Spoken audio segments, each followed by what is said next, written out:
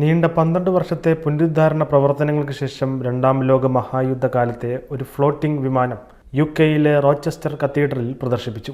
1958 decommission ചെയ്ത short Zion float plain GAE-ZF വിമാനം കഴിഞ്ഞ വെള്ളിയാഴ്ച മുതലാണ് പ്രദർശനത്തിനായി റോച്ചസ്റ്റർ കത്തീഡ്രലിൽ എത്തിച്ചത്. റോച്ചസ്റ്റർ എസ്പ്ലനേഡിൽ സ്ഥിതി ചെയ്തിരുന്ന ഷോർട്ട് ബ്രദേഴ്സ് ഫാക്ടറിയിലാണ് ഇത് 1937 നിർമ്മിച്ചത്. മെഡ്വേ എയർക്രാഫ്റ്റ് പ്രിസർവേഷൻ സൊസൈറ്റി അത്ഭുതകരമായ ഒരു ജോലിയാണ് ചെയ്തതെന്നും വർഷങ്ങളുടെ ചരിത്രമുള്ള ഈ നിർമ്മിതി ഇപ്പോൾ മുഴുവൻ സമൂഹത്തിനുമായി റോച്ചസ്റ്റർ കത്തീഡ്രലിനുള്ളിൽ പ്രദർശിപ്പിക്കാൻ സാധിച്ചതിൽ ഞങ്ങൾക്ക് സന്തോഷമുണ്ട് എന്നും റോച്ചസ്റ്റർ ബ്രിഡ്ജ് ട്രസ്റ്റിലെ ചാരിറ്റബിൾ പ്രൊജക്റ്റുകളുടെ ഡയറക്ടറായ നിക്കോള പാക്സ് പറഞ്ഞു.